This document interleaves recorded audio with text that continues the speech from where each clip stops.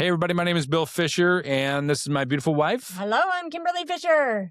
And we are going to talk to you tonight About when your partner is your partner. and the stress in your relationship. Right. And how men and women process stress differently. So, babe, if we were on an amusement park right now, and you were going to label the stress level of our life, what would that amusement park ride be? Llamas. Llamas would be your amusement park. What kind of a So Disneyland are you at? they spit in your face, right? That's a llama, A right? llama, yeah. Yeah. Okay. They You're bite riding you. a llama and it's spitting on you. Uncomfortable. It stinks. Okay. Nice. Yeah. I would say that I really like roller coasters, and I do feel like our life is up and down and sometimes spinning. And then I get off the roller coaster and I run to the next one because I like them so much. Yeah. It excited you so much. It scared the crap out of you so much that it excited you. Right. Yep. I would say that's where we're at right now for stress. Isn't that funny though? Because like as entrepreneurs, I think like for me, I know we're different types of entrepreneurs, and I seek that kind of thrill. And you like, well, hold up, wait a second. That one's going too fast, or it's too far uphill, and we don't know what's coming around the turn, or what's about to happen. Right. And so I feel like I jump off and get right back on where you're like, hold on, there's risk here. I'd like to, I want to see how this ride plays out before I get on that one. I Yeah. want to make sure all the parts and pieces are going to work. Yeah. I definitely am more cautious than you are. That's for sure. Yeah. So there's this interesting thing about the brain, the parts of the brain and how it processes stress. And the amygdala, if my mouth will work tonight, the amygdala, that is the alarm system. So in your brain, that's detecting danger. It's determining if, or it's detecting danger. It's not determining if that there is danger. It's just deciding, is there danger? And then it's sounding the alarm. So the amygdala would rather be wrong than be dead. So it's going to sound an alarm if it senses anything is wrong. The hypothalamus is the command center. Hippopotamus. Hypothalamus. This is a part of the brain where when the alarm goes off, it sends messages through the body. Let's get ready for survival. Prepare. And then the prefrontal cortex, that's your CEO, basically, of your brain. This is where we think, reason, plan, empathize, solve problems, and listen well. And under stress and really heavy stress, sometimes the prefrontal cortex, it starts to lose some of its blood flow because your body starts diverting that blood to other parts. And so it's almost like it's not working like it normally does under normal conditions. So stress makes us less capable of becoming the person that we want to be. So stress is turning us into maybe something else. And here's what's interesting about this. Men and women are different, the way that their brains actually respond to stress. So not only do you have these three sections of your brain that are wired a certain way to handle stress, for a guy, when the stress rises, his body starts producing adrenaline, cortisol, and neonorepinephrine. And immediately that means that the heart rate increases, blood pressure rises, blood sugar rises, muscles tighten, and digestion slows. So his body is preparing to fight or to run, not communicate. But for a woman, when she is feeling stress, her body will also produce cortisol and adrenaline, but the stress affects the brain a little bit differently, and it's because of the high levels of estrogen. It changes how the rest of the body behaves. So it causes the stress to actually last longer. So a guy will have this peak and a crash where the woman will feel that stress for a much longer period of time. And then the brain gets really hyper-focused on connection, safety, relationship, and understanding rather than trying to get away from the danger. And I think that's really interesting. So when the husband feels stress, he will move away from danger or away from the thing that makes him feel stressed. Whereas when the wife feels stressed, she's going to move towards it, looking for connection. So, okay, so we're talking about the differences though in between men and women, how we react. Right. And so you're saying that men are fight or flight. So typically what's happening in the brain is they are going to be more focused on how do I fix this? Whereas the wife is going to be more focused on how do I fix us. Mm-hmm. So as a man, I'm looking at a fact and you're looking at a feeling. I'm looking at there's something broken that needs to be fixed, and you're looking at like something like I feel disconnected. Okay. Yeah. During this stressful moment, I'm looking for more connection and communication And reconnection. and Yeah. reconnection. Yeah. Between the two of us versus, so now let's add that to our business. So now understanding that how the brain is working, how different parts of the brain are responding to the stress. We have a stressful job. We've got payroll. We don't have enough money. People are quitting, whatever the case. You have all these deadlines that you have to meet. You have all that stress, and we are married to each other and we're working together. And you feel the stress and you want to move away from me, or move away from the stress problem, or go into yourself and solve the problem because there's a problem. And I want to feel like we're still connected and I move towards you. Mm-hmm. So typically what's going to happen is I'm going to retreat because as men, what's happening is we're like volcanoes, right? Like we're just building up. Most men, we're building up with stress, and top's going to blow, right? And we need to go work out. We need to go get it out. And usually a lot of times men will actually have a good amount of testosterone and a good amount of release from going to work out or going to do something strenuous or going to do something vigorous. And that is also why a lot of men get a happy endorphin from blowing their top, because they immediately go to that. And it's like there's like something in us that we need to have that release, right? And so sometimes you'll see a lot of men get angry very quickly, and that's because that's our go-to, right? Where women on a different level, what do you guys do?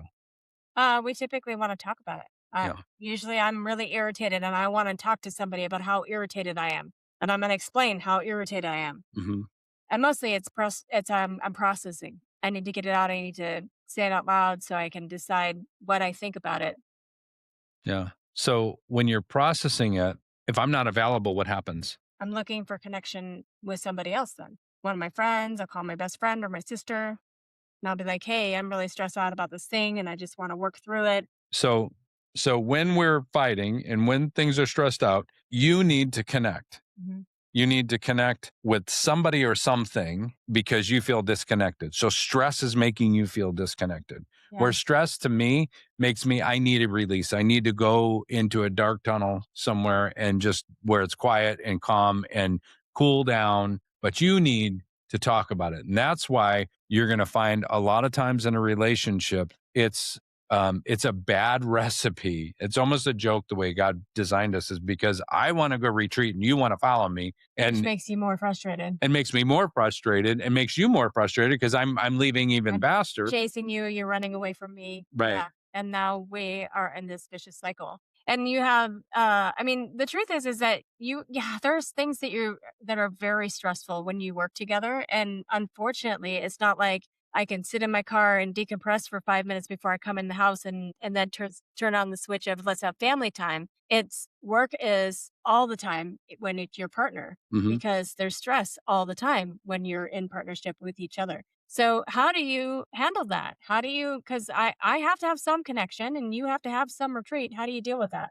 Well, I think what we need to talk about is when we need to define stress. Let's define that first. What is stress in your life? Stress is the unknown. Stress, I think, is part of the unknown, or stress comes from the unknown, but it's the delta, in my opinion. It's the difference between what's happening and what could happen, right? Like, for example, we go into a business situation, we put $500,000 into this one deal. And what's the stress there? What's the delta? Well, we could lose everything.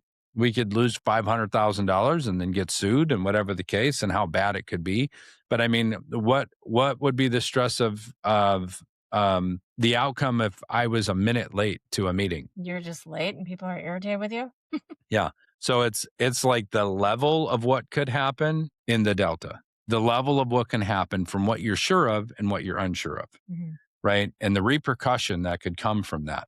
So when we stress out in our relationship, why would we have stress in our relationship? Between the two of us, Yeah.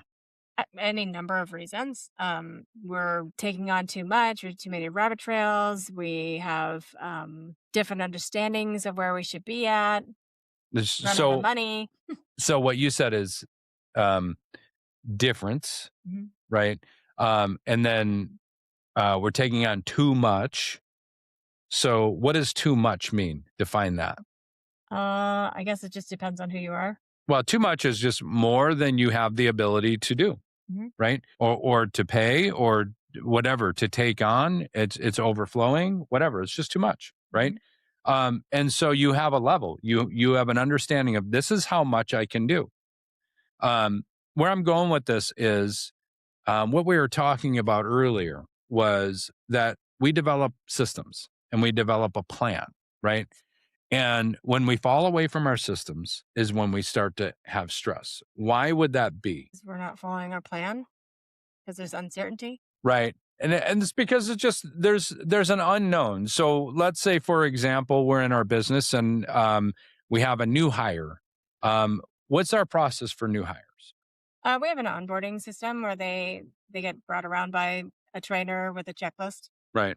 Okay. teaching them all the parts and pieces. Then they shadow somebody for a while before they can be, And why wouldn't you just allow them to go on their own? because they don't know what to do. Yeah, because they don't know. And there's an uncertainty and there's a Mhm. delta in their knowledge, right? But once we understand that they understand their job and we have a competence and they have a competence, what happens? Now they feel like they can confidently do their job. It feels Yeah, like it's a lot less stress when you know what to expect. right, exactly. And that's where I wanted to go with that is when we know what to expect, we have less stress. Mhm. Right. And so I think that's one of the biggest problems in our lives and in our relationships and our business is we don't know what to expect. And the reason is because we have a lack of systems. Mhm. And when we can implement systems in our lives, in our relationship, and in our work, everything is easier because you know what's coming. Right. And if Well, this fails, we know what's coming next because we have a system for if it fails. and if you don't, you'll figure it out and you'll find something else that can be a solution, which is really, yeah. And we often tend to make more out of things than they actually are. We will create problems that aren't even there. You used to say to me, "What's the worst that could happen?" And my brain would go, "Do you really want to go there? Because I could go there. We could be living in a box on the corner of a street with no food, no money, no nothing." And you pointed out that that's not a reality. The truth is that even if we lost our jobs tomorrow, even if our businesses shut down tomorrow, even if we had nothing and had to start all over again, we would be starting from a place that had so much more wisdom than when we Knowledge. began. And so we would get there even faster. And honestly, neither of us are not going to be productive. Yeah. So we're not just going to sit on our hands for a year and do nothing. We're not the type of people that if we fail, we just quit. Right. Yep. And so when we are thinking about how we're different, how our brains are wired differently, how we handle and process information differently, how the system has this it's there's stress. So now there's a flag. Oh, hey, warning, something's wrong. And then the system in your body goes, "Hey, everybody get ready. Raise the blood pressure. Raise your um all of your systems and be on alert because stress is coming." And then your ability to think clearly can get shaded because you're stressed out and you're feeling like, what the heck? And you just feel it all going, oh my gosh, oh my gosh, oh my gosh. What do we do? Yeah. And there's things that you can do in that moment. First of all, you can recognize that in your spouse when they're feeling stressed. You can see it. You can see their whole system deciding that I feel like this is going to be bad. Something bad is coming and I am worried. You can see that coming in them. And then you can go, okay, I need to connect in this moment, but Bill needs to solve the problem in this moment. And he needs to solve this problem sometimes by taking a break. And that's how he's going to process differently. And that is okay and it's normal. And I can give him that space. Hmm. And he can also see that I'm stressing out and I need to communicate. And he can give me that space too. And see what you just did right there is you built an entire system. Yeah. By seeing my husband stressed out, then what happens when I see he's stressed out, I need to give him space so he can calm down. So now he can do what he needs to do. You just designed an entire system. And that's exactly what when we have stress, we have a lack of, because if we knew what was coming and how to handle it, there would be no stress. It'd be like, okay, the fact is going to happen.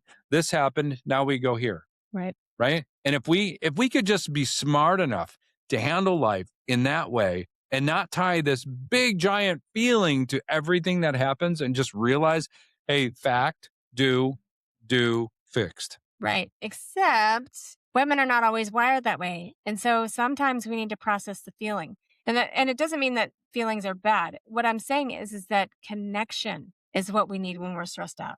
And connection is emotion. It's so different because men are just like, right. So what is fix? And you're like, feel. And I'm like, fix. And you're feel. And so what is the system for you when I feel stress? Stop trying to fix, start moving towards you, because that's what you need. Is you need reconnection time. And so what that looks like is this. Hey, first of all, I need you to understand, I'm very sorry that this is a stressful situation right now. And I want you to know that you mean more to me than this situation and this argument. And we're going to figure it out. And that's a start of exactly how to move towards each other during the situation. Now, I just built a system. Did you see what happened? She's stressing out and I need to move closer to her. So I move in and I say what needs to be said. I need to reassure her, we are good. We are not separated. I am not your enemy. And as a matter of fact, we need to come together on the same team and be on the same side again. And then we can handle the problem together. Yep. And there's other things that we can do on a personal level.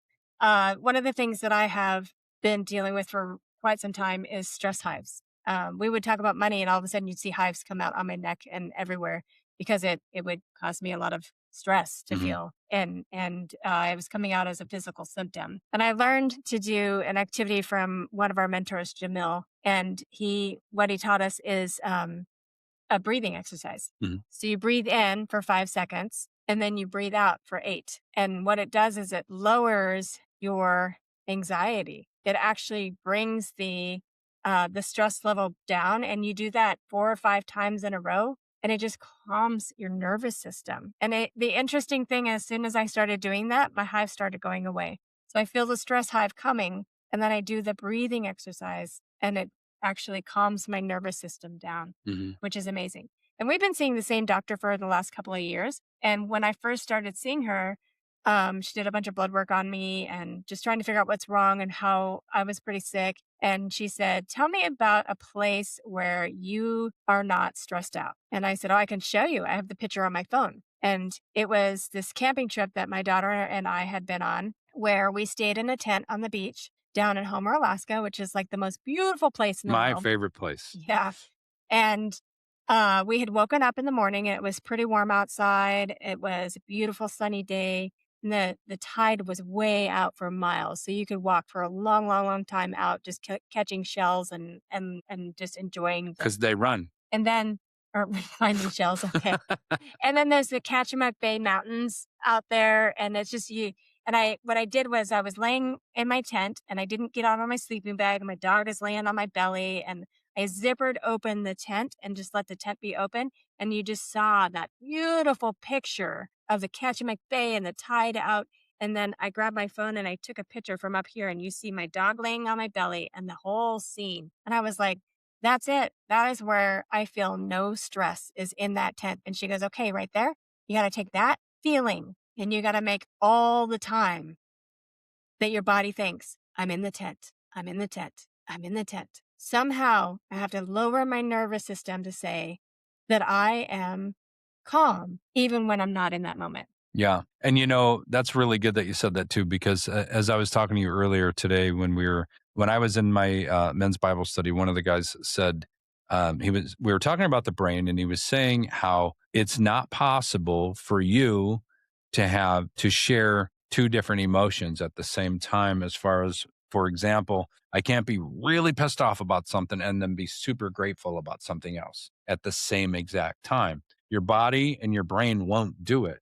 So there's a phrase that we always say, and that's energy flows where your focus goes, or focus goes where energy flows, right?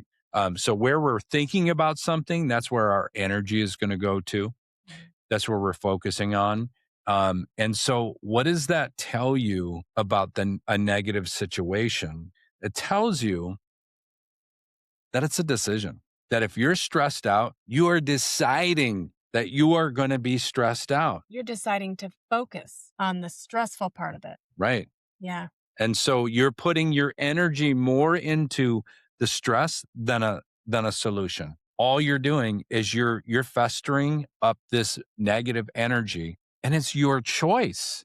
You're deciding that. Right. And there is a framework that we teach. It's called standing in the gap.